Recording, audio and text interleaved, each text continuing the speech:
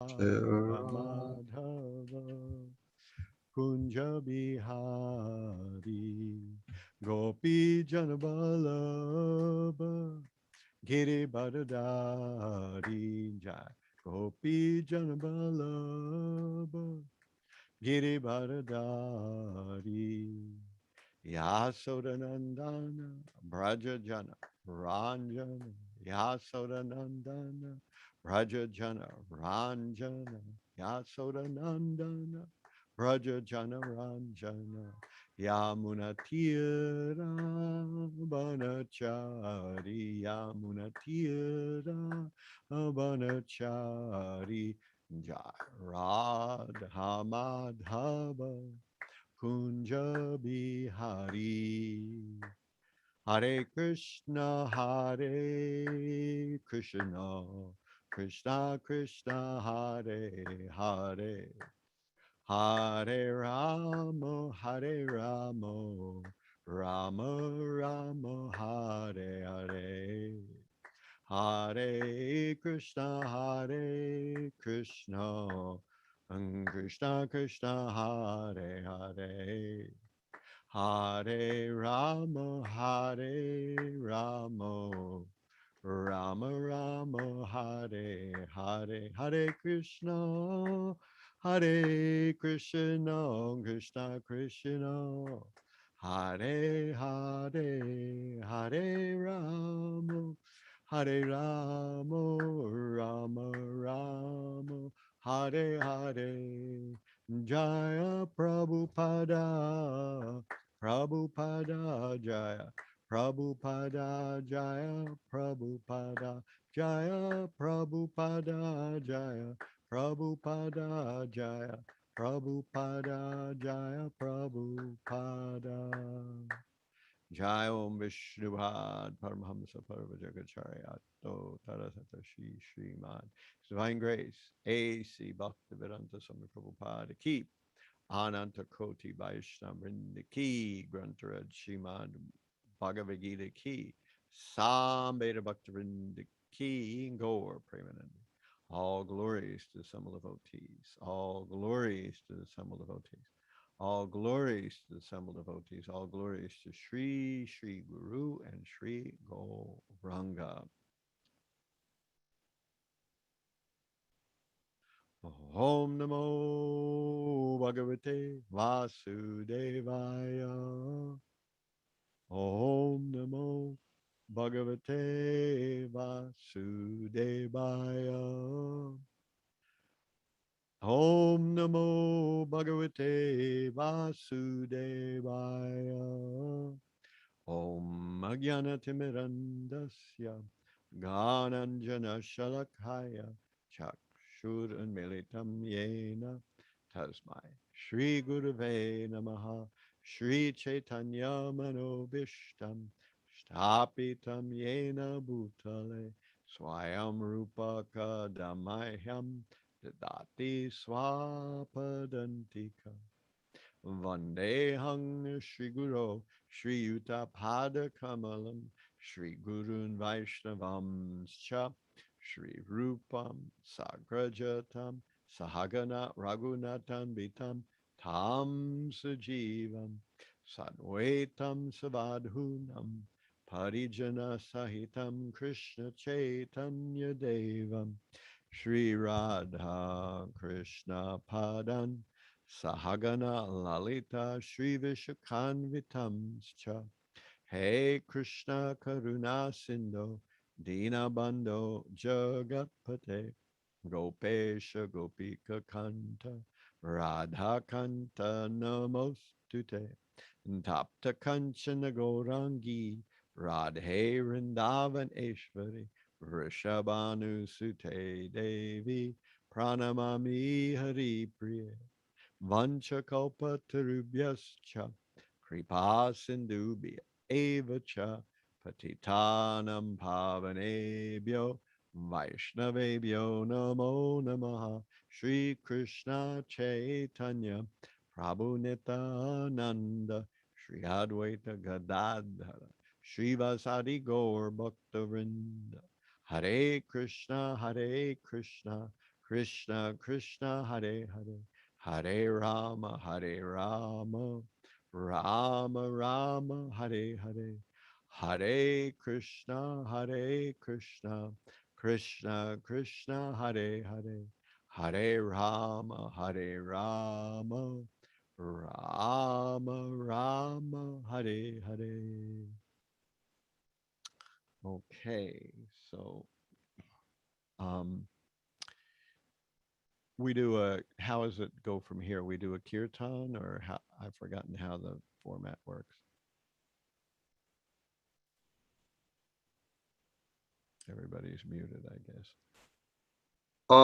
Maharaj, so the chanting that you just did is the that's as far as we go with the kirtan Oh, okay. typically.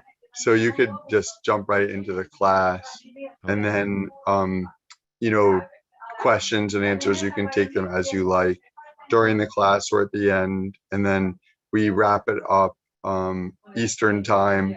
The class should usually closes at 7, and then we chant for maybe a kirtan of about the same length that you just did. Oh, okay. Okay.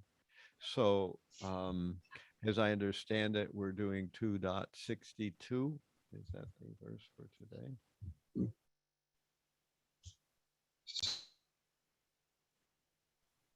Yes, Maharaj. Okay. So Sasha confirms. All right. So let's go to the verse itself. Um, this is 262. I'm going to do 262 and 263 because they're a pair. They're usually quoted together. Dhyayato vishayan punsa sangas teshu pajayate sangat sanjayate kama kamat krodho bijayate. So this translates, while contemplating the objects of the senses, a person develops attachment for them. And from such attachment, lust develops. And from lust, anger arises. While contemplating the objects of the senses, a person develops attachment for them. And from such attachment, lust develops. And from lust, anger arises. So here's the purport by Srila Prabhupada. One who is not Krishna conscious is subjected to material desires while contemplating the objects of the senses. The senses require real engagements, and if they are not engaged in transcendental loving service of the Lord, they will certainly seek engagement in the service of materialism. In the material world, everyone, including Lord Shiva and Lord Brahma, to say nothing of other demigods in the heavenly planets, is subjected to the influence of sense objects. And the only method to get out of this puzzle of material existence is to become Krishna conscious.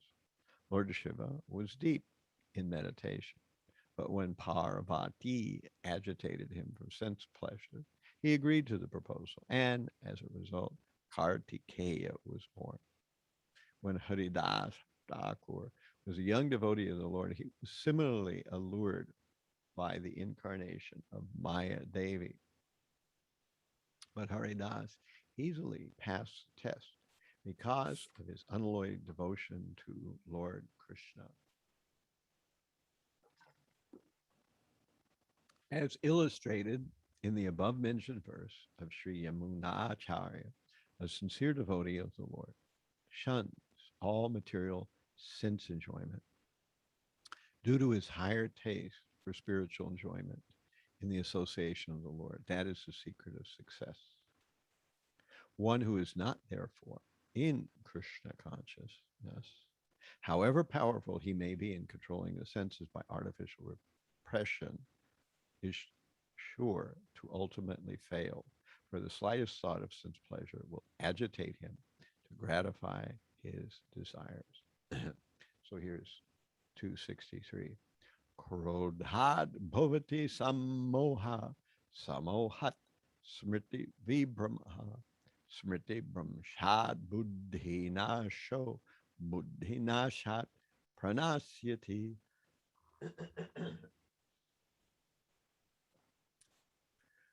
From anger, complete delusion arises. From delusion, bewilderment of memory. When memory is bewildered, intelligence is lost. And when intelligence is lost, one falls down again into the material pool. Here's Prabhupada's purport here. Srila Rupa Goswami has given us this direction. Prapanchikataya buddhya hari sambandhi vastunaha mumukshubhi parityago vairagyam palgukatyate. And that's from Bhakti Rasamrita Sindhu 1.2.256. By development of Krishna consciousness, one can know that everything has its use in the service of the Lord. Those who are without knowledge of Krishna consciousness artificially try to avoid material objects, and as a result, although they desire liberation from material bondage, they do not attain to the perfect stage of renunciation. Their so-called renunciation is called pulgu, or less important. On the other hand, a person in Krishna consciousness knows how to use everything in the service of the Lord. Therefore, he does not become a victim of material consciousness. For example, an impersonalist becomes a victim. For example, the impersonalist, the Lord, or the absolute. For example, for an impersonalist, the Lord, or the absolute being impersonal, cannot eat. Whereas the impersonalist tries to avoid good eatables, the devotee knows that Krishna is the supreme enjoyer and that he eats all that is offered to him in devotion. So after eating good eatables to the Lord, after offering good eatables to the Lord, the devotee takes the remnants called prasadam. Thus everything becomes spiritualized and there is no danger of downfall. The devotee takes prasadam in Krishna consciousness, whereas the non-devotee rejects it as material. The impersonalist, therefore, cannot enjoy life due to artificial renunciation.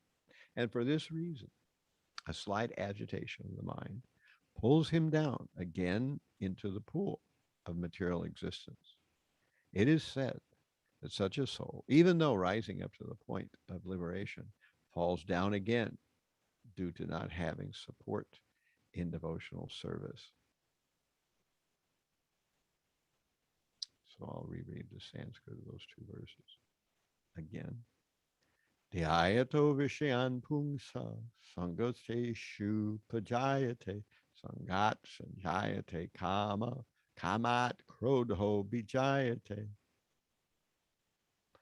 krodhad bhavati samoha samohat smriti vibramaha smriti brahmshad buddhinasho buddhinashat pranashyati. While contemplating the objects of the senses, a person develops attachment for them, and from such attachment, lust develops. From lust, anger arises. From anger, complete delusion arises. And from delusion, bewilderment of memory.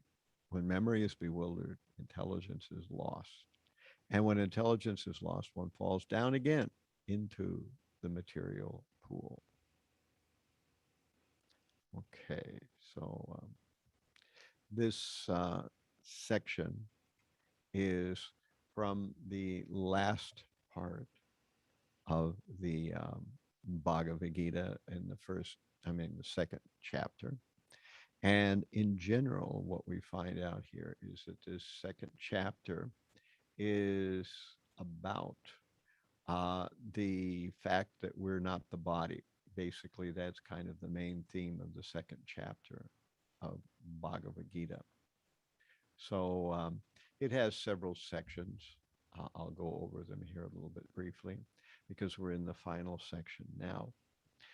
In verses 1 through 9, Arjuna is hearing from Krishna briefly, and then Arjuna responds immediately to Krishna, who is chastising Arjuna. And then Arjuna gives more reasons why he doubts the idea that the battle should take place. Then from 10 to 30, that's about 20, 21 verses, Krishna explains about not being the body and about the soul and reality. So that's kind of the Sankhya uh, series or the Sankhya section. Then the third section here, Krishna further augments explaining the duty of a kshatriya. So um, further, Krishna's further arguments explaining the duty of a kshatriya. So Krishna explains that Arjuna is a warrior, it's his duty, and it doesn't matter whether he's dealing with relatives or with anyone else. And if he does so, he will go to the heavenly planets. If he fails to do so, he will be derided by other kshatriyas, and it will come to no good here in this earth. So that's 31 through 38. We've been through that. Then Buddha Yoga from 39 through 53. Buddha Yoga is just another name for Bhakti Yoga. And that particular section um, is where Krishna describes some more about how one can engage in Krishna consciousness. And finally, we're in this section where Krishna answers Arjuna's four questions. The questions are, what are the symptoms of one in transcendence? Arjuna's question was, how does someone like that talk and what is his language? In other words, how does he respond to other people? Then Arjuna asked, how does he sit? In other words, what does he refrain from doing? And how does he act? Meaning, what does he actually do? So now Krishna is answering those questions. And in answering those questions, he comes to this section that we have just talked about, where Krishna describes what I call the pathology of the attachment of the sense objects, how that gets worse and worse and gradually brings a person to ruination. So, in a more narrative form here, Krishna is chiding or creating. Krishna is admonishing Arjuna. Then Arjuna explains his doubts. Then Then Arjuna surrenders but remains adamant about not fighting. Then Krishna explains the body and the soul, spirit and matter. Then Krishna explains the duty of a kshatriya. Krishna explains Buddha Yoga. Arjuna asks four questions, and Krishna answers those four questions. So we're at the last stage of chapter 2 here. So here are the verses that we are actually discussing, and the painting that was done originally by BBT artists to go along with this particular verse. These two verses. These two verses, 262 and 263, are usually put together.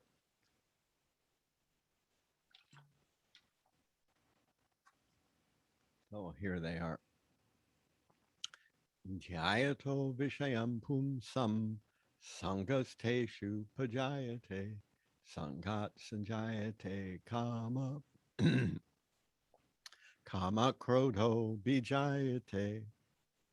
So this verse means, while contemplating the objects of the senses, a person develops attachment for them, and from such attachment, lust develops, and from lust, anger arises.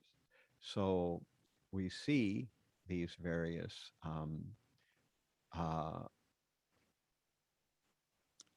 things just depicted here in the painting to the right. You know, here's a man contemplating this lady, and they're seeing each other. So there is a kind of attachment forming, and then below that is lust is forming, and then now below that we see anger, and then we see delusion, and we see bewilderment of memory, and finally we see complete destruction of the poor living entity who allowed himself to get caught up in this lust.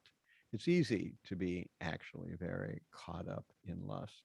It's quite common in the material world, especially, we're talking here about lust in the sense of sexual, because, as we'll talk about a little bit later on, the lust is not just about sex. It can be about anything. One can be lusty for any type of thing. It doesn't necessarily have to be sex. So that's the first part of the verse. And then there is Krodha bhavati samoha samohat smriti vibramaha smriti brahmshad buddhinasha buddhinasa pranasati. From anger, complete delusion arises, and from delusion, bewilderment of memory. And when memory is bewildered, intelligence is lost. And when intelligence is lost, one falls down again into the material pool. Now, I thought, just for fun here, I would roll a PSA, public service announcement. About 4 or 5 years ago, I was studying broadcast equipment at a location about 3 blocks away from the Brooklyn Temple called Brick, which they teach you how to run professional cameras and do professional recording equipment and how to, work the different people in the camera room, work people in the background, people who rolling the teleprompters, and people who are doing the audio and all that kind of stuff. So we each had to come up with a short 1 or 2 minute, 3 minute PSA, and I chose to do one on the these 2 verses of Bhagavad Gita. So I'm going to see if this will work. We're going to try to roll it here.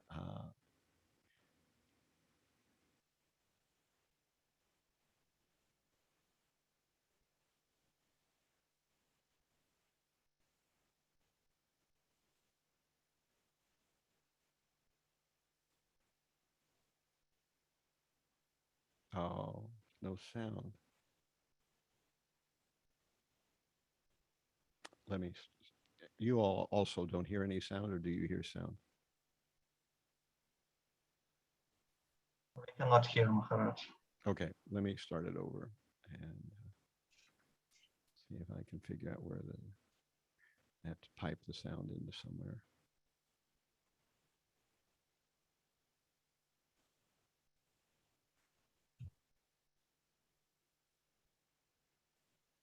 Also, Maharaj, we received reports that your regular sound is also a bit lower. I mean, it's the same problem as the previous times when you joined us. So it seems it's the regular sound is falling off. It's just lower. It's the same as when you joined us last time, but it's lower than when people join usually, and when they speak, usually the sound is higher.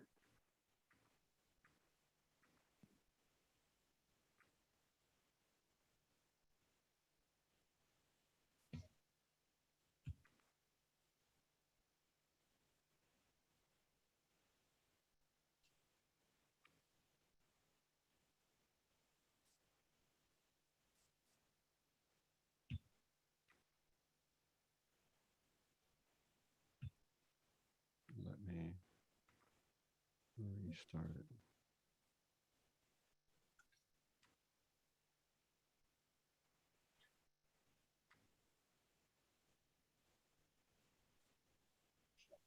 Mm-hmm.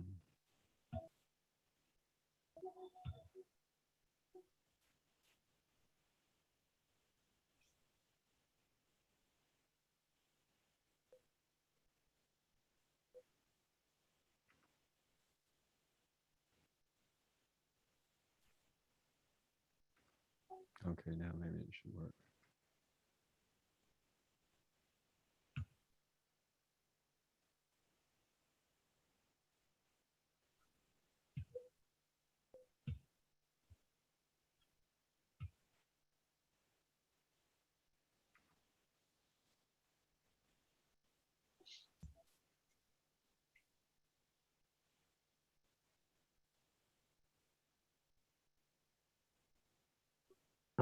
No, still no sound, Maharaj.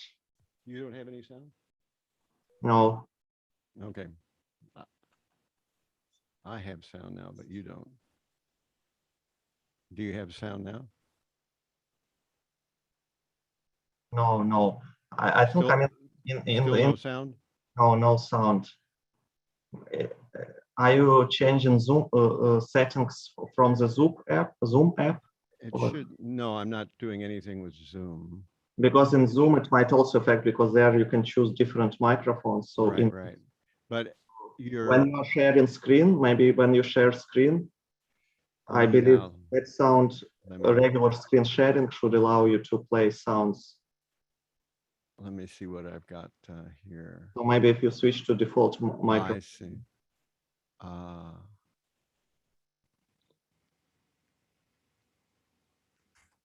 This might. Now, can you still hear me?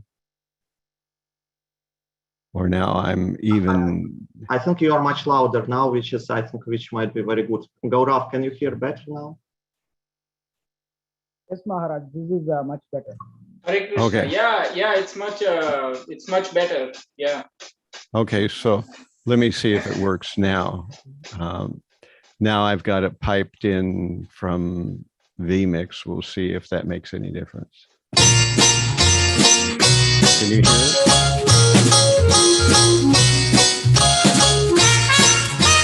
Yeah, we could make it together on Tuesday, I think. Yeah, in the morning. Are you all able to hear? Gotta go. Glad you could make it. A little friendly message from your neighborhood Bhagavad-gita while contemplating the objects of the senses. One develops attachment for them. From attachment, lust develops.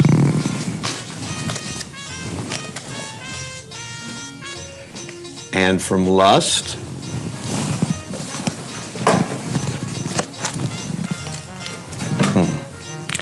anger arises. From anger,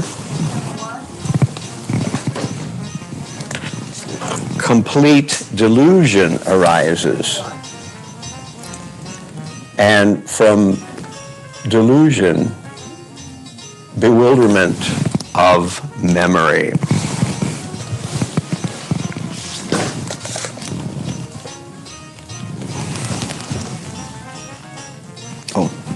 When memory is bewildered, intelligence is lost. And when intelligence is lost, one falls down again into the material pool.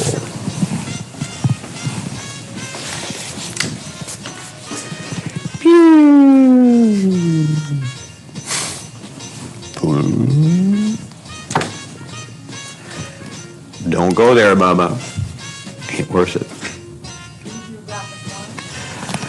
But I love the objects of the senses.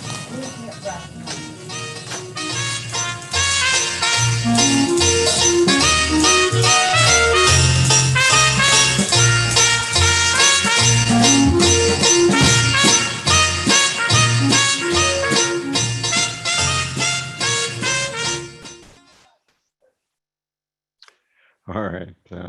Let's see if we can get regular sound again. All right. Here we go. Think.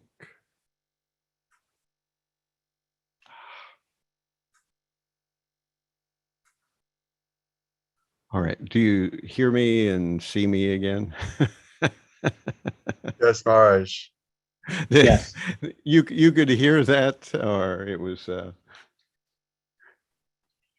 Yes, it was excellent. I just wondered whether the sound came through or not. It was far from excellent. It was the first the first thing that we ever did in to try to produce an actual program in the Brick studio. So that was my first program there.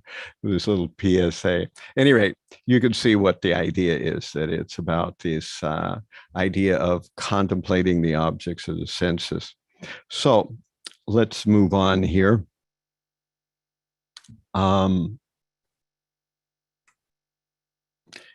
We start off with this idea of contemplating. So by contemplation of the object of the senses, one develops attachment.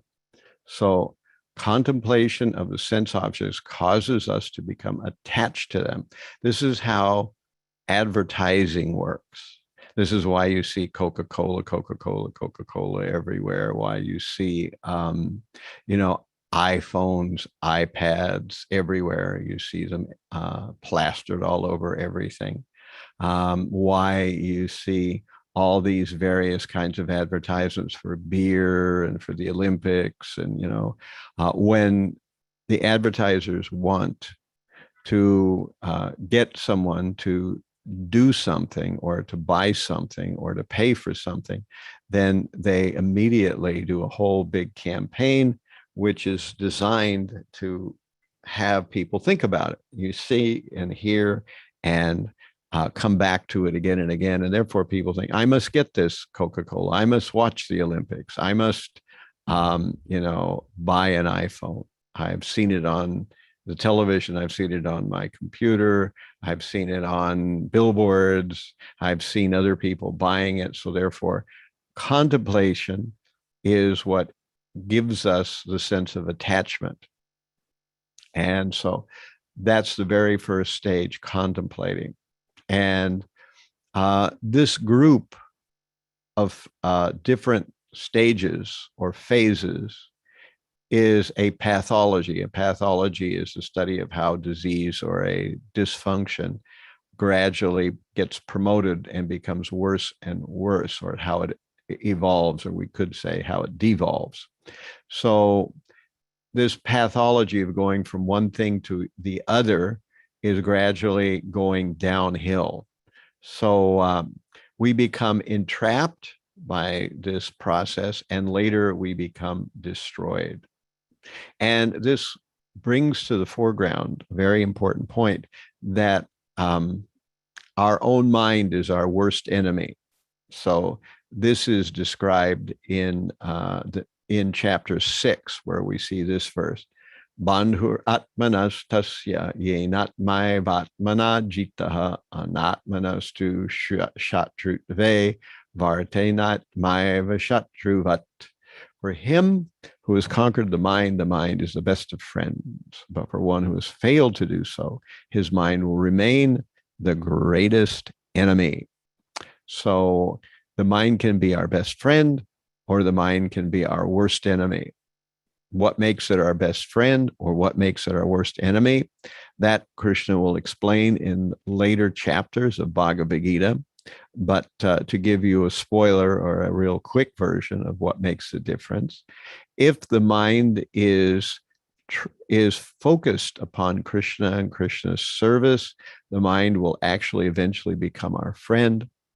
If, however, the mind is not focused on that, but rather focused on material sense gratification or the objects of the senses, then, of course, the mind will be our worst enemy. So it's our best friend, our worst enemy, depending on what we feed it. It used to be a saying, your mind is what you feed it. So if we feed it objects of the senses, we contemplate them, we will ultimately become degraded. If we feed it trying to focus on Krishna, Krishna's service, Krishna's qualities, characteristics, entourage, etc., our mind will become gradually progressive, and we will become lifted out of material consciousness. So we just said, from contemplating objects of the senses, attachment develops. Now we go from attachment, lust develops. So continuing attachment will result in lust. The difference between attachment and lust is that lust is uncontrollable. So attachment is there, but attachment, when it's amplified and when it becomes out of control, that is lust. So a person wants something, whether it's good for them or not, whether it's good for others or not, whether it's legal or moral or not, none of these things make any difference. So this is the definition of lust, where someone wants something and they want it so much that any kind of restraint, any kind of moderation, any kind of rule or prohibition, the person who wants that thing, the lusty person who wants that thing, will ignore it and go right on past it. And so, as I said earlier, one can be lusty about things other than sex. And therefore, through devotional service, we reorient the mind away from common objects of attachment and lust. That's, in a nutshell, what Krishna consciousness is. All we are doing as devotees is learning how to reorient the mind away from various material sense objects. If we can reorient the mind away from sense objects, we will become gradually purified, and the sense object will have less pull, less gravitation to our consciousness. However, if we don't do that, and we instead allow the mind to circle, and to dwell on sense gratification, then we'll have further fall down this ladder. We're going from one thing to another. So if we stop this progression at any point, we do not degrade to the next stage. So we hear that from contemplation comes attachment, from attachment comes lust, from lust comes anger, from anger comes bewilderment of memory, from memory being bewildered, one's intelligence, one becomes delusional, from anger, one becomes delusional. When one becomes delusional, his memory is bewildered. When memory is bewildered, intelligence is lost. And when intelligence is lost, then one becomes completely dysfunctional. That's the nature. It starts off simple. It starts off not very offensive. It starts off hardly with any warning signs or symbols at all. But if you continue down the path of this cascade of going from attachment to lust, to anger, to delusion, to bewilderment, each stage is worse than the one before it. And each stage, a person is more and more dysfunctional. So from attachment, lust develops. And if we stop it at any stage, then we don't have to go to the next stage. But once you get to the progressive stages, it's very, very hard to stop. It's like a hill. And at the first, the hill is not so much facing downward. The hill is just a slight incline. But as you gradually walk further and further down the hill gets steeper and steeper. And as you get toward the bottom of the hill, you're just going to fall. You won't even be walking. You won't even be able to make a distinction. You won't be able to choose whether you go further down. You'll just fall further down. So that's the nature of this cascade, that by choosing to go further down, it becomes more difficult to turn around, and it becomes more painful, and you become more dysfunctional. So this is like a warning, or like we said a minute ago, it's like a PSA, a public service announcement, that Krishna is giving Arjuna a public service announcement that if you go down this way, you're going to have a lot of trouble. So from lust, anger arises.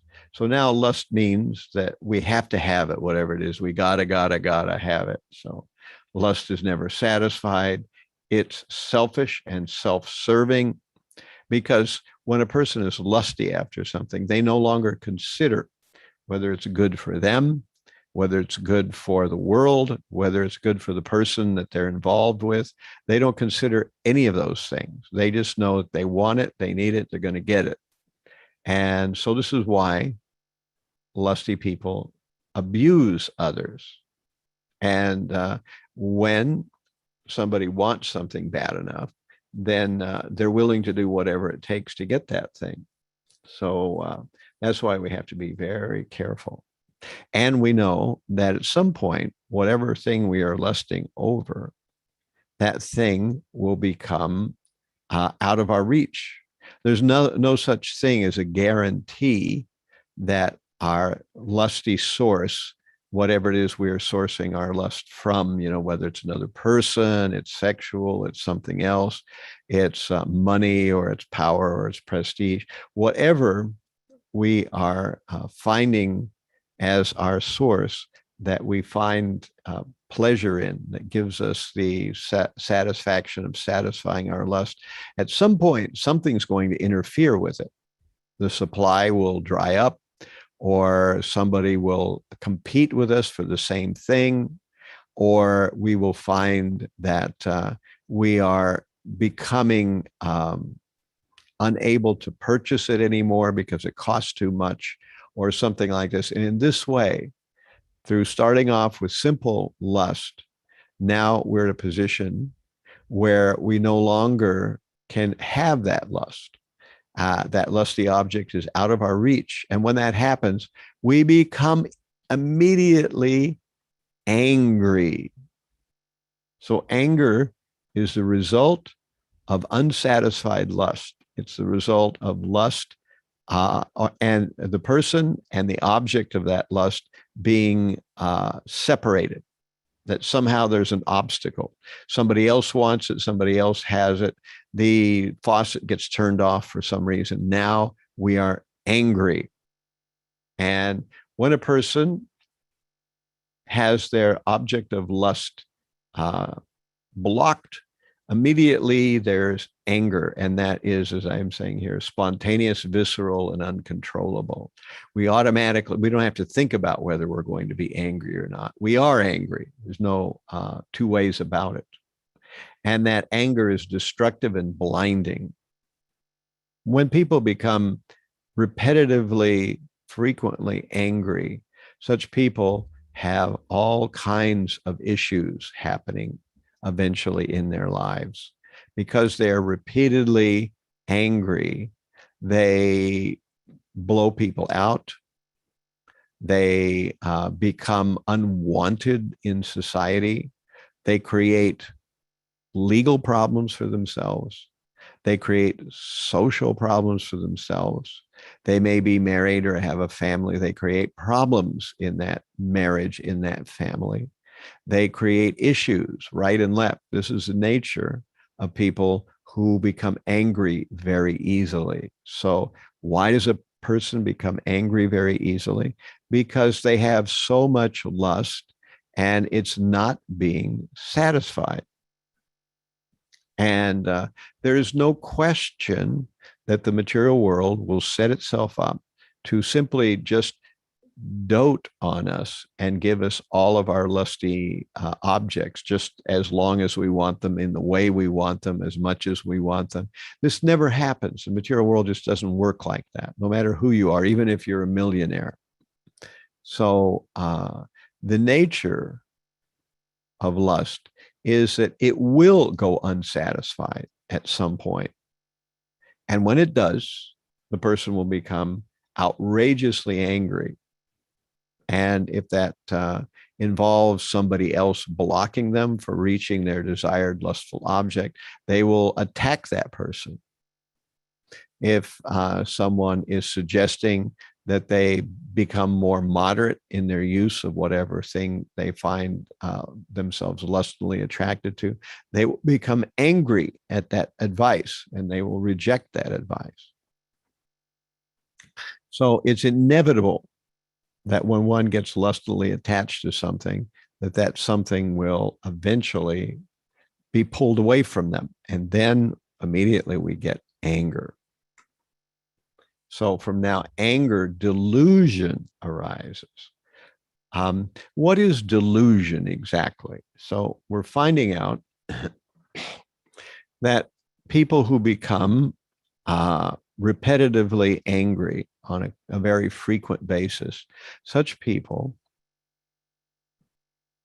will find that they cannot maintain a stable mentality, and they will not be able to understand what's going on around them.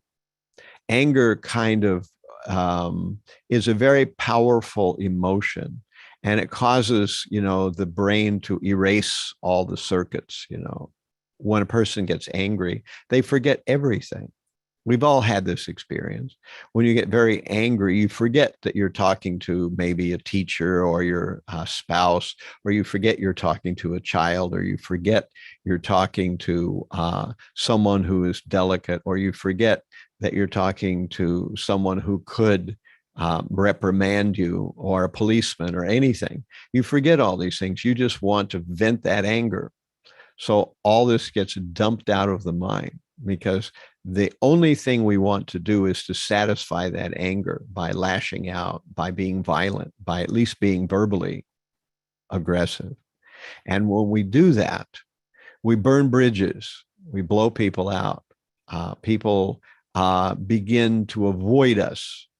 We become undesirable at our workplace. We become the kind of person that people don't want to work with, that people don't want to hire. We become the kind of person that no one wants to be married to. We become the kind of person who gradually is incapable of having good relationships. And we generally find ourselves in denial of this situation. So we start living in a dream world. We pretend people are the way we want them to be instead of the way they actually are. We pretend either that we are popular or intelligent or witty, or we are very, attractive, when actually most people can't stand us. We pretend that we are,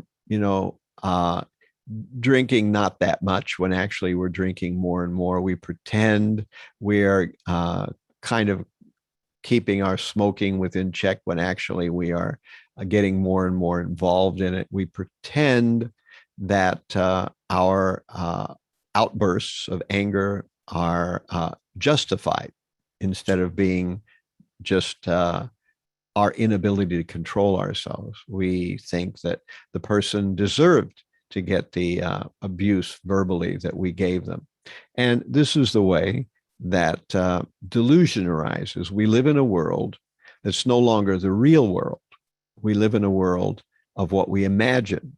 And if our delusion involves substances like alcohol or drugs or various kinds of other such intoxicants, then that delusion becomes even more thick, because we can't think straight, and we never think straight.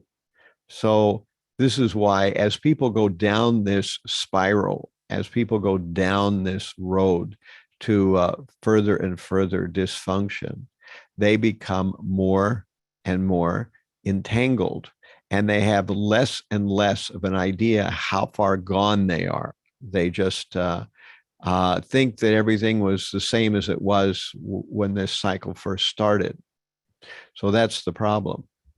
So people who are delusional, they live in their own selfish world, and they're blind to reality, and they're blind to the needs of others. They don't care.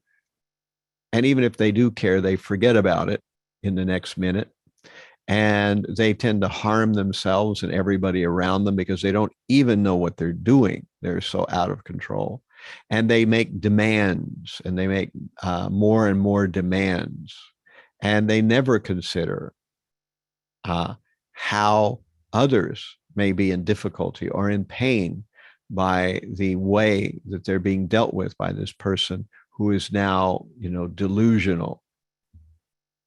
So, of course, the next stage down is, from delusion comes a bewilderment of memory. When someone is angry and delusional, they no longer can remember things. They live completely in the moment.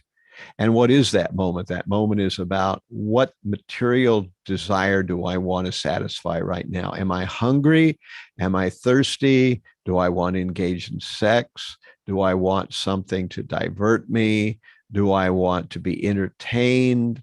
And in this way, a person only thinks in terms of 15-minute intervals. They just think, what do I need right now? What's the most important material desire? Do I need to eat something? Do I need to watch a movie? Do I need to find somebody or approach somebody hoping for some romantic or lustful interlude? This is the way that a person begins to act. And of course, as we can see, people who have gotten this far down the rabbit hole, who have gone this far down the cascade, now they are very impaired. They are very dysfunctional. They are socially incapable for the most part. They may have legal problems at this point. They might have mental problems at this point. They might have substance abuse problems at this point. At this point, they may have uncontrollable emotions that just blow up when something occurs. So at this point, a person is pretty dysfunctional. And most of the time, when we get this far down the rabbit hole, when we get this far down the cascade, then we're no longer able to keep any role in society. We're basically dysfunctional. And so when memory is bewildered, intelligence is lost, and one falls, as we say, down into the material pool. So we can see, as this little illustration tells us, that by following this downward path through trying to focus our lives on sense gratification, on sense objects, by focusing on that, we become gradually more and more helpless and dysfunctional, and eventually we become sick, physically sick and mentally deranged. We cannot participate in society. At that point, a person is kind of beyond their own help, even if they can see, and mostly they can't see, but even if they do see that they're in serious mental and physical shape, they don't know what to do about it, and they don't have the willpower to do anything about it. And as a result, such a person is, it's necessary for them to get help from outside. Sometimes that help is there, and sometimes not. And that help may actually be used by them, or they may reject that help. And generally, whatever help they need is going to be very specialized. They're going to need people who know about psychology. They're going to possibly need some kind of substance abuse withdrawal. They may need some kind of specialized rehab situation. They may need to live in an enclosed environment. They may need people who know how to handle violent people, all this kind of stuff. So this is the nature of how this cascade progresses. As we said, it starts off with simple contemplating the object of the senses. Doesn't sound very scary at that point. We're just contemplating the senses. Oh yeah, we like this kind of stuff, so we've got an attachment for it. So this is how it starts. But actually, it does not end that way. It gets deeper and deeper, and it goes farther and farther until a person eventually becomes completely dysfunctional. And this is why sense gratification is the real enemy of everyone. And the cure, or the way that we can get free from such issues, is by controlling the mind. We're going to learn about that. And we control the mind in Krishna consciousness instead of focusing on the objects of the senses, because the mind will always want to do that. We now force the mind to try to think about service to Krishna, to try to think about how to do things correctly.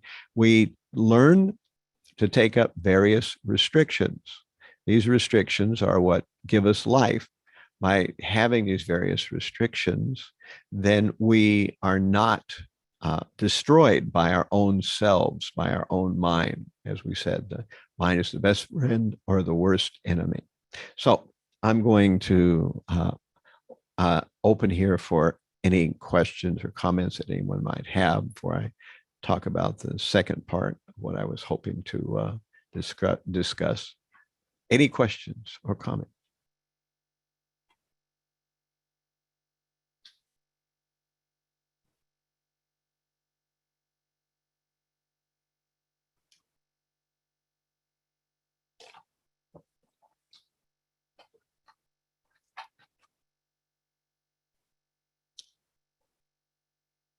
Give everybody a moment to unmute themselves.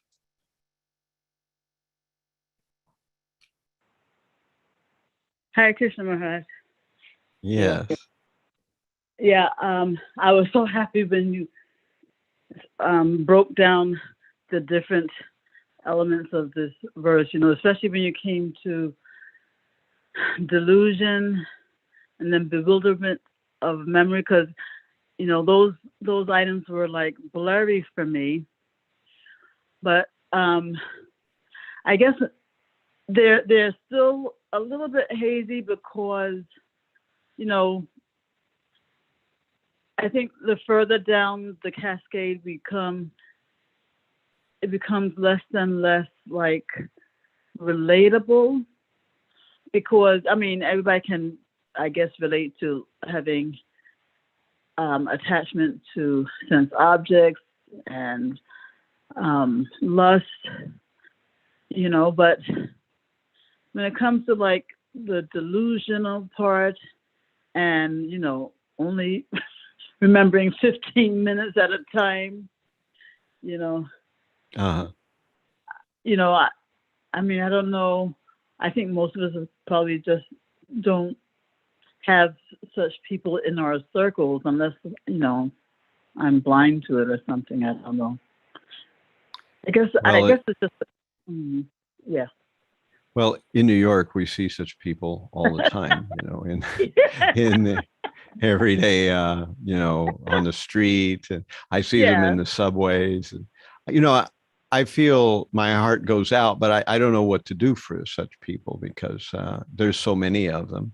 And you can tell that what they all need is a very, very specific and, very structured intervention. What it would be to take to bring them around. And this is how they got there. At one point, these were regular everyday people, just like you and I, and they had, relationships and jobs and families and all that stuff. And now they're, wandering around in the subway with, various kinds of plastic bags over their shoes or all kinds of weird things, sleeping in the train.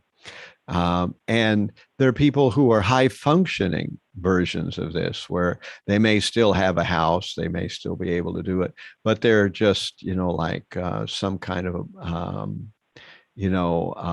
demon, that no one can relate to them. No one can stand to be with them because they're so out of control. Yeah, and I think that's the thing for me that, it's just maybe because I haven't seen anybody start from, the top of the rabbit hole and then end up, I haven't traced anybody's steps down that rabbit hole. It's hard to see how a person can start off with a seemingly benign or innocuous attachment and then end up like talking to themselves on the subway from there, Right. That's the nature of our world, that this is not visible. And that's why people go from, being a normal person at one point to being totally wiped out. Now, the place where it happens the fastest is around gambling casinos. If you ever spend any time in Las Vegas or Reno or any other such place where gambling is quite commonly done, you can see this progression happen literally in the space of 1 or 2 years, where normally it takes maybe 5 to 10 years for it to play out, because the process of gambling kind of rips a person out of a normal life and puts them into this emotional, desperate stage where eventually they gamble away everything they have, where they can't relate to other people. All they can think about is trying to get a few dollars together to make that next bet where they're sure they're going to win it all back, which of course will never happen.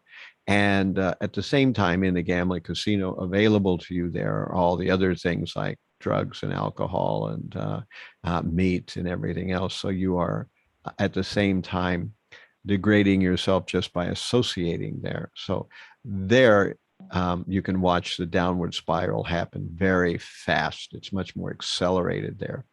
And places and cities who have this kind of setting where they have gambling casinos there, they have to do special things for city government to be able to deal with the actual fact on the street that there's so many people who are blown out, and people who just literally months ago may have been professors or functioning people in some management chain in some organization.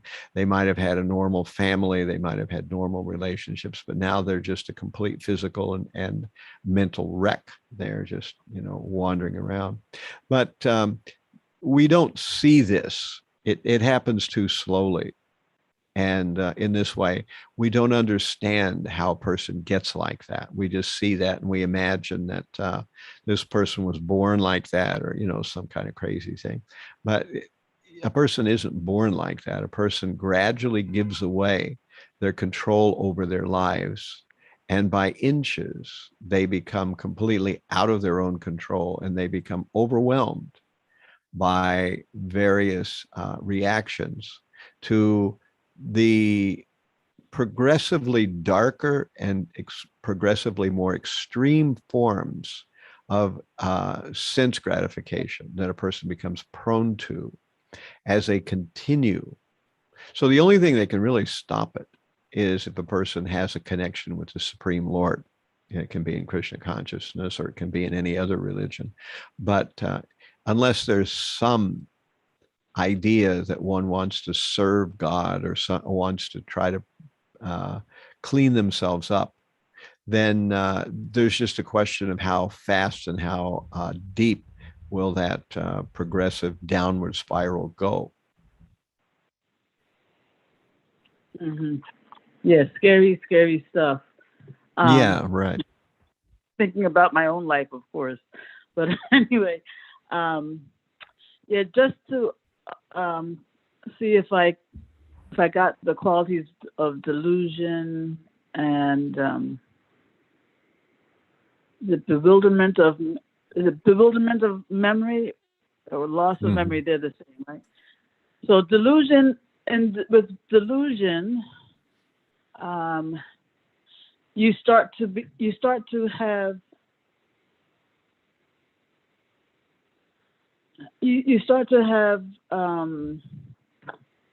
I guess illusory conceptions of your behavior towards others, right? Yeah.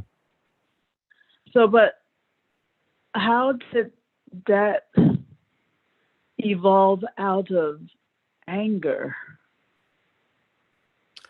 With you're less frustrated, right.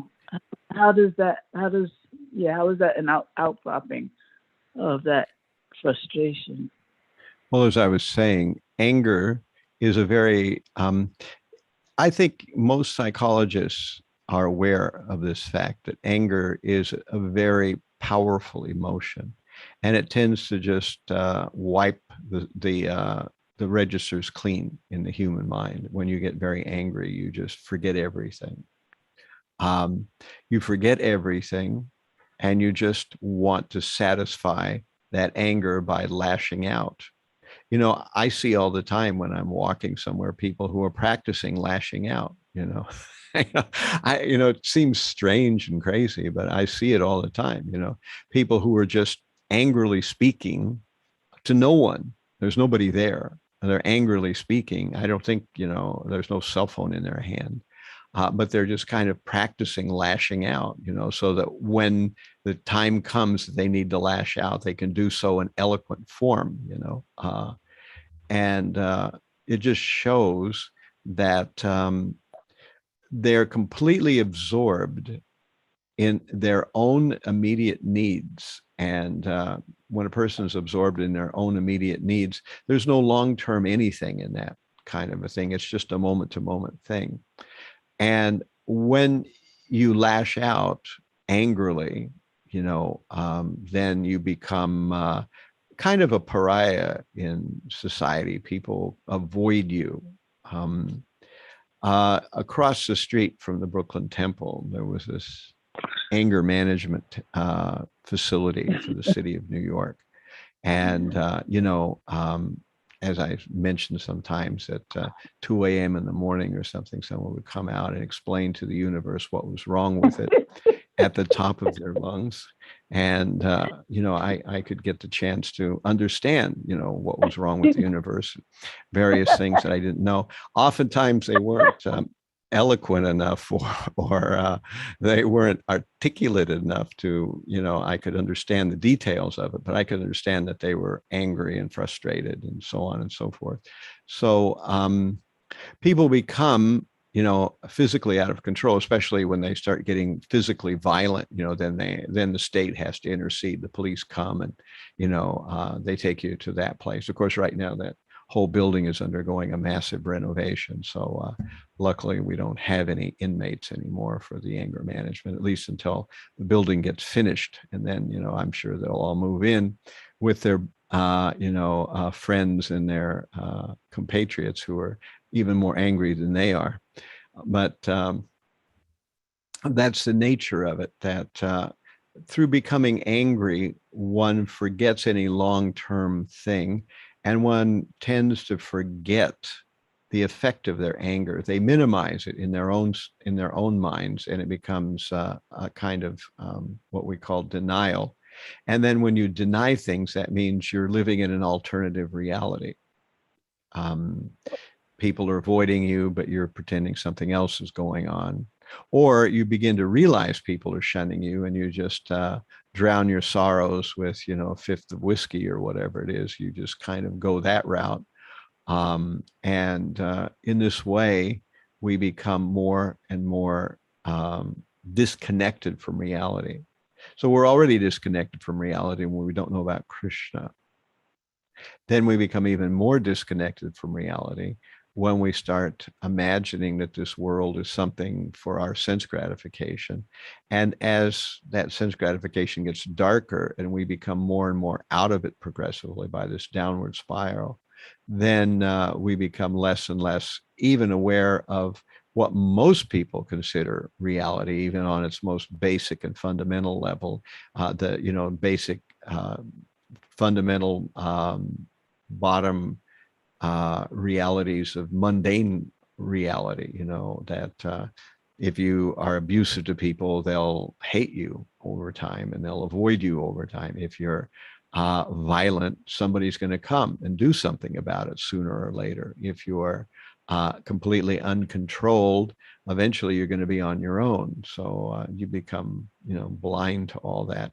It's anger does that. And I think psychologists have more or less the same understanding that persons who are unable to control their anger and they're angry constantly, such people kind of lose track of everything. And the main thing that they lose track of, would you say, is their relationships with people, the nature of their, and therefore they will speak in any way because they're not remembering that, okay, this is, as you were saying before, this is my boss, I shouldn't speak to him this way, or this is my wife, I shouldn't speak to her that way, or, things like that, it's right. the, Yeah, you can just, you know, when you get to the level of people who live on the street, you can see they have no plans other than, you know, it's going to get cold soon, so I'm going to have to go from sleeping in the park to sleeping in the subway, you know, that kind of plan they have. But in general, a person in the mode of passion is thinking, I'm going to increase my income this way. I'm going to move up on the corporate ladder, or I'm going to expand my enterprise by adding a different kind of product. You know, they have these long range plans, and they plan that next summer, me and my wife are going to take a trip to X, Y, and Z. You know, there's these long range plans, but people who are constantly angry, they've disrupted all their relationships. They don't have any long range plans other than, you know, I'm hungry right now. I'm bored right now. This person bothers me, you know. I mean, that's the kind of plans they have. Those aren't really plans, you know. Those are just reactions to the immediate circumstance that they're in.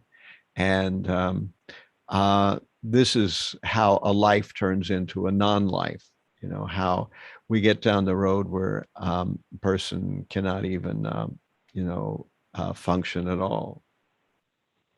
The other day I was here on the third floor and I kept hearing this yelling going on outside. You know, I thought it's another person, you know, but I hadn't heard it for a while because the anger management place is all shut down. So I looked out and there was a man and he was screaming at the top of his lungs and he was moving very in a crazy way. He was right in front of that, you know, Marriott or whatever it is across the street. And then he started to get down on his hands and knees and he started to kind of like rub himself on the pavement in a very bizarre way. And so I thought, well, this has gotten a little far down the line. So I called 911 and they asked me for my location and everything. And I was telling the operator, you know, you better, I don't know what's wrong with this person, but it looks like maybe a drug withdrawal or something like that. And then gradually the person started taking off all their clothes. And, you know, one by one, they were like buck naked out there and screaming and rubbing themselves on the concrete, you know, and then very quickly, you know, one squad car pulled up and then another one. And finally, they had like about 20 policemen out there and they had all surrounded this person. And this was happening right across the street. And then the ambulance pulled up and they, you know, they helped him put his clothes back on and he was escorted away in a ambulance, you know, so evidently it was some kind of drug thing. But, you know, this is the nature of how people just get completely out to lunch. It happens by degrees. And at a certain point, society doesn't actually know how to handle it. So I was surprised that the, you know, NYPD sent out no less than about 20 officers, you know. So, and it was interesting the way they did it. They all just made a circle around him, you know, they're men standing chest to chest, getting closer and closer to this guy. And eventually one of them puts his arms around him, you know, and they put some handcuffs on him. And then they bring the medics in from the ambulance and, you know, I couldn't hear what was going on, but that's how it all wound up, you know. So this is the nature of a life gone completely out of control. Such a person is out of their own control. Even if they want to, there's no way you can get them to do something to help themselves. They have to be, there has to be an intervention, you know, some kind of medical, psychological team have to work on them to bring them back from the other side. And, you know, our major cities now have people in place who can do this kind of thing. And it's necessary more and more. And this is what it looks like at the bottom of that tube as you know, pranashyati means destroyed. And of course, when a person dies like this, what happens to them next? They become an animal of some kind or another. They've wasted their human life. And then they have to go through so many births of some kind of, you know, bow wow, tweet forms. And then finally they come back to a human form. And hopefully they don't blow it again. Yes, Gaurav, you have a question?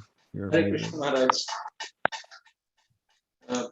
Maharaj, I like the psychology, the whole thing you mentioned. And I was wondering, like this verse and, the other verses, they talk about like lust, greed, all that. And I'm wondering if the Bhagavad-gita has something to say about shame, because shame is also related to lust. And, like sometimes greed, So, I was, that was my question, if the Bhagavad-gita or, Bhagavatam, they mentioned like shame somewhere. Well, I don't hear much about shame because generally when people, as people become more and more dysfunctional, they don't no longer feel any shame for anything. But that can be a big proportion of some people's breakdown. Sometimes people break down so much into shame that they can't function at all, even though that's kind of people who don't have that violent tendency, and when they become more and more dysfunctional, instead of becoming violent and angry, they just become withdrawn and escape through usually drugs or something. And that's an aspect of it. But basically, it's the same kind of thing, that you have a functioning human being, and by degrees, that functioning human being becomes debilitated. And why did they get debilitated? Because they thought about enjoying the senses. And this is what's missing in modern religion.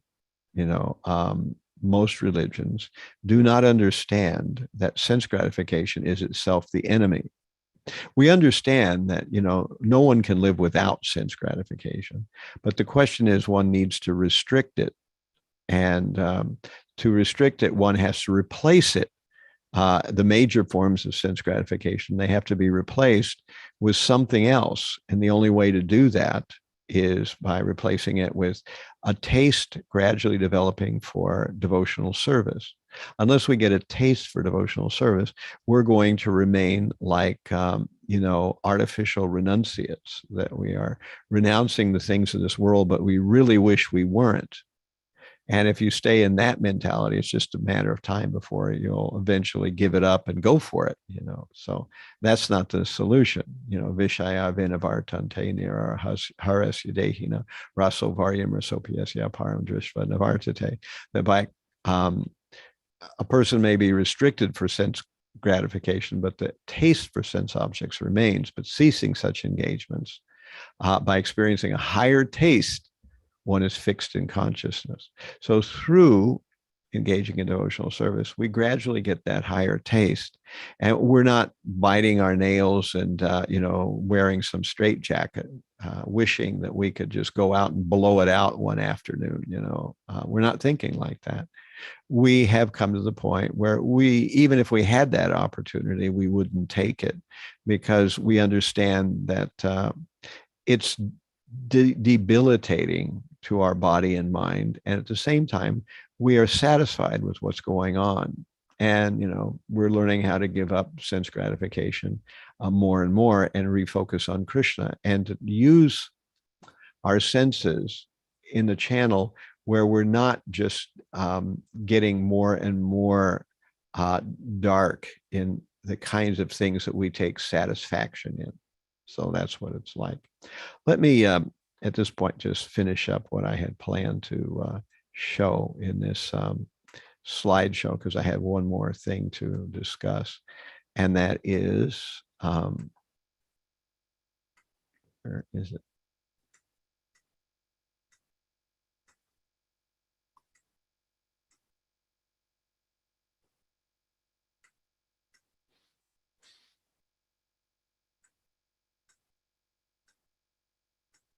Oh, here we go.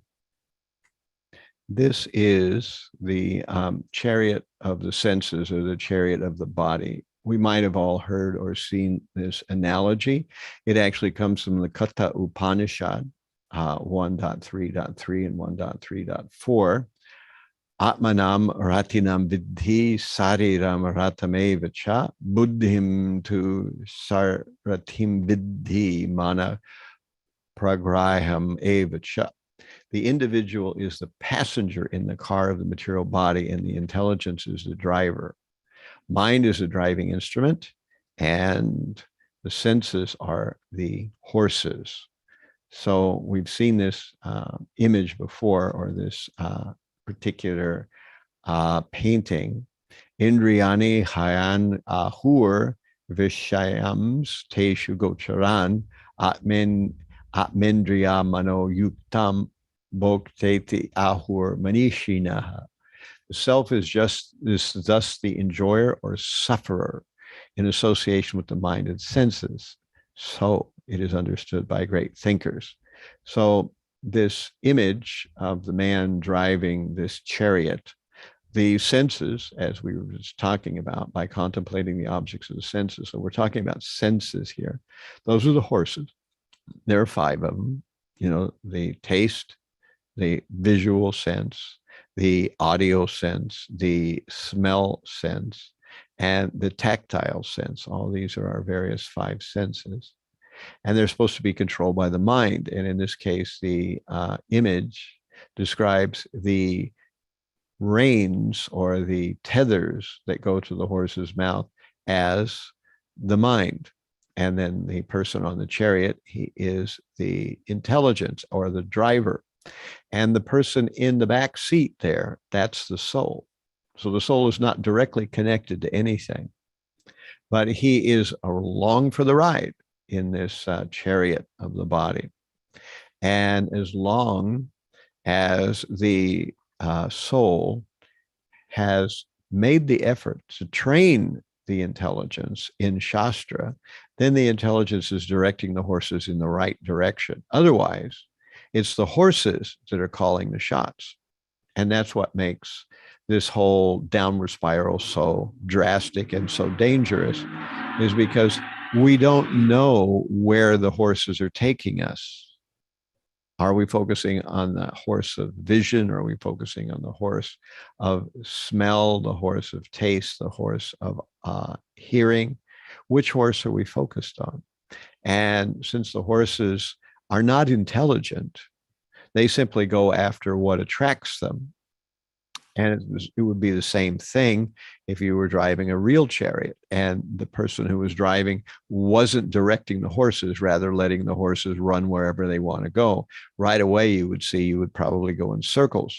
And you might even wind up going off the edge of a cliff, which is what's being depicted in this particular painting, that the horses are about to step off the cliff.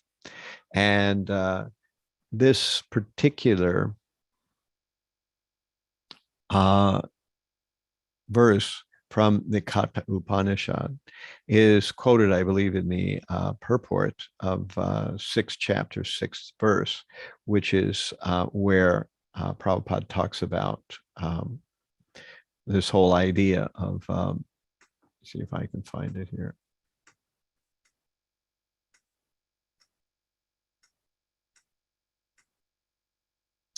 Bandhur Atmanas.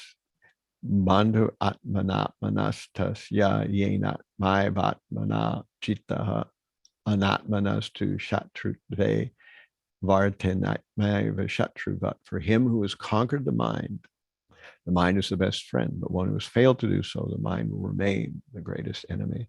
So conquering the mind means working with the mind every day. We are working with the mind to try to push it in the right direction. We understand what our unfortunate tendencies are. We're trying to push it away from those. And we're trying to push the mind in the direction of accepting spiritual life, of using its mental faculties to think about how we can increase devotional service, how we can give Krishna consciousness to others.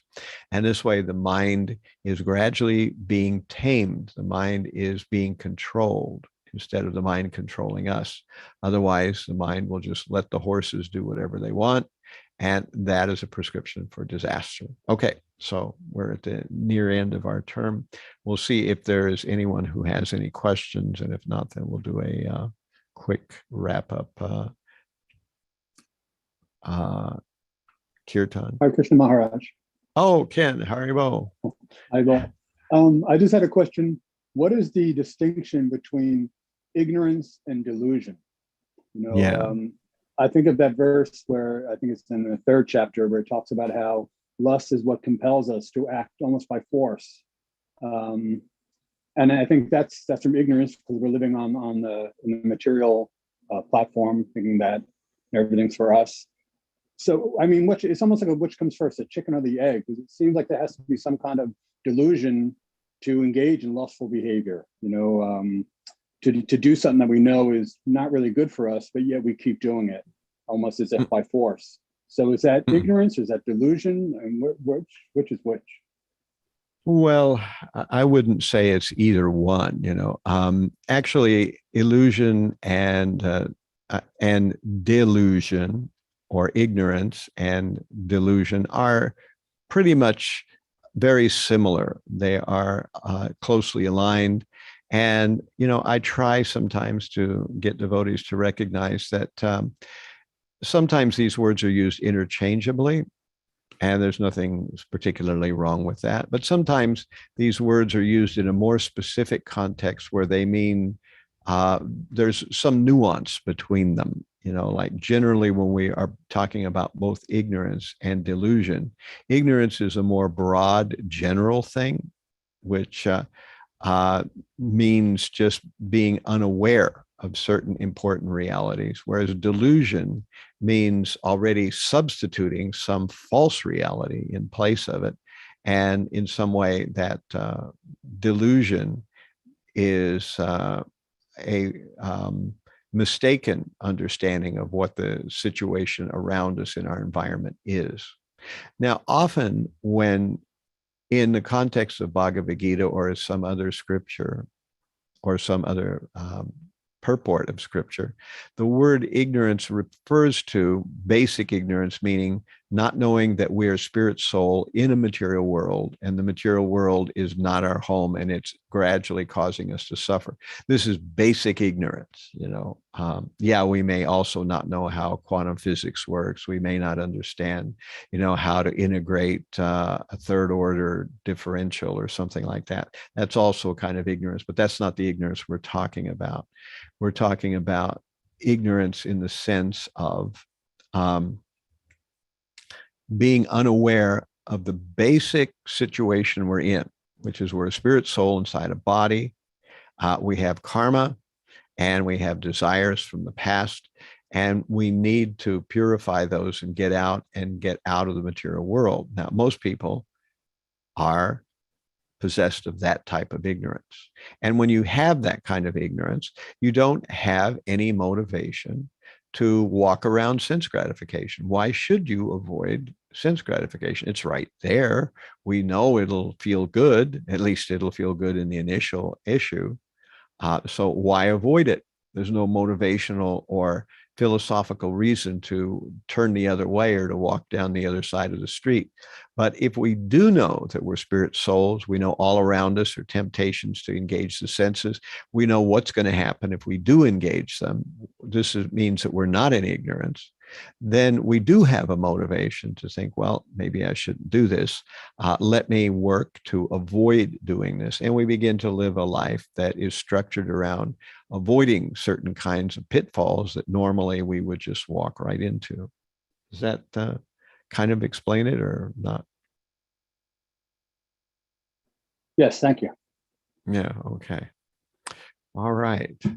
So, Atma, you're there, still in Yes. Serbia, and Yes, we should do a quick Hari Bol, and then after that you'll wrap it up. Is that kind of what the next part of the thing is? That's correct, Maharaj. Yes. Okay. All right.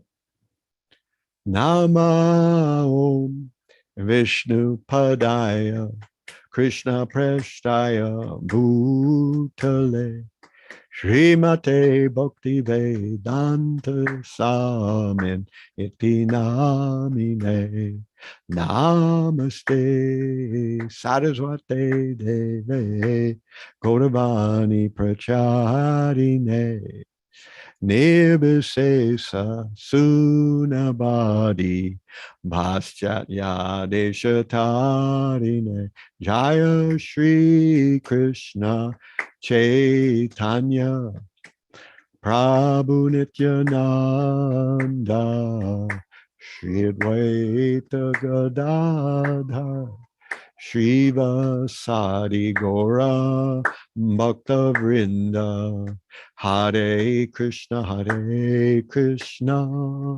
Krishna Krishna, Hare Hare, Hare Rama, Rama Rama, Hare Hare. Hare Krishna,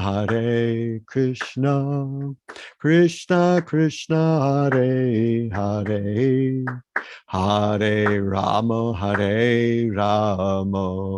Rama Rama, Hare Hare. Hare Krishna, Krishna Krishna, Hare Hare, Hare Rama, Rama Rama, Hare Hare. Hare Krishna, Krishna Krishna, Hare Hare, Hare Rama, Rama Rama, Hare Hare. Hare Krishna, Krishna Krishna, Hare Hare, Hare Rama, Rama Rama, Hare Hare. Hare Krishna, Krishna Krishna, Hare Hare, Hare Ram, Ram Ram, Hare Hare, Hare Krishna, Krishna Krishna, Hare Hare, Hare Ram, Ram Ram, Hare Hare, Hare Krishna, Krishna Krishna, Hare Hare, Hare Ram, Ram Ram, Hare Hare. Hare Krishna, Krishna Krishna, Hare Hare, Hare Ram, Ram Ram, Hare Hare. Hare Krishna, Krishna Krishna, Hare Hare, Hare Rama, Rama Rama, Hare Hare. Jaya Prabhupada, Jaya Prabhupada, Jaya Prabhupada, Jaya Prabhupada. Nitai Gaur Haribo, Haribo, Haribo, Nitai Gaur Haribo, Tai Gaur Haribo, Haribo, Haribo, Nitai Gaur Haribo. Jaya Radha Govinda, Radha Govinda, Radhe. Jaya Radha Govinda, Radha Govinda, Radhe. Jaya Prabhupada, Jaya Prabhupada, Jaya Prabhupada, Jaya Prabhupada, Prabhupada, Prabhupada, Prabhupada. Jaya Prabhupada. Om Vishnupada Paramhamsa Parvajaka Chariot Tarasata Shri Srimad His Divine Grace A.C. Bhaktivedanta Swami Prabhupada Ki Nanta Koti Vaishnavrinda Ki. All glorious assembled devotees, all glorious assembled devotees, all glorious assembled devotees. All glorious to Sri Guru and Sri Gauranga. Hari Hari Bo. Take it away, Atmanivedana. Right. If everyone would like to join me in expressing appreciation for Chandrasekhara Maharaj for giving us his association this evening and sharing Krishna consciousness, let's do it now. Haribo. Chandrasekhara Maharaj ki Haribo, jai. Haribo, Haribo. Hare Krishna.